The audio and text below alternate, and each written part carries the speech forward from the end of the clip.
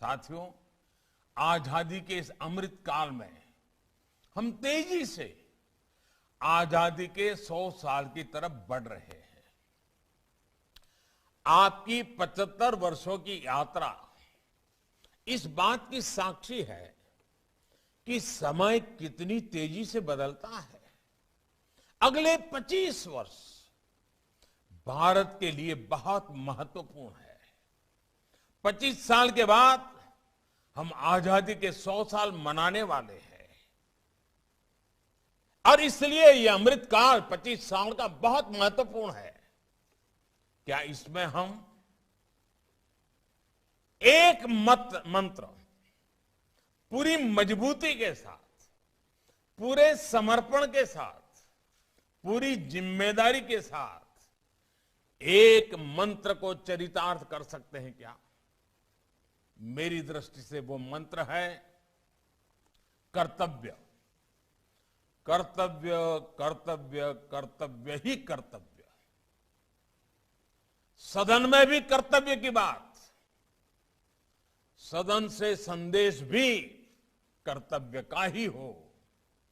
सदस्यों की वाणी में भी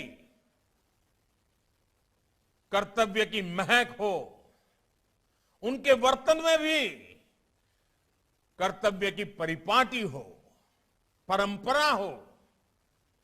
सदियों की जीवन शैली, आचार विचार में भी कर्तव्य प्राथमिक हो।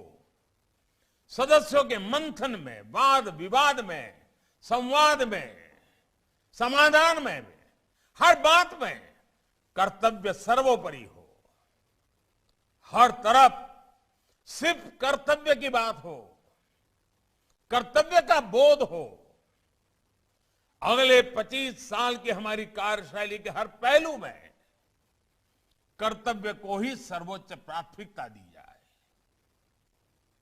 हमारा संविधान भी हमें यही कहता है। जब सदनों से यह संदेश जाएगा,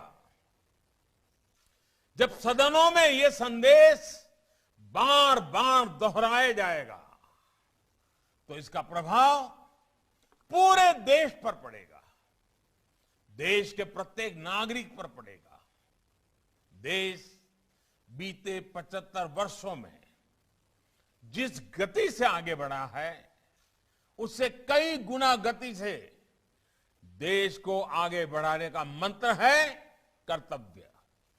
130 करोड़ देशवासियों का कर्तव्य, एक महान संकल्पों की पूर्ति के लिए कर्तव्य,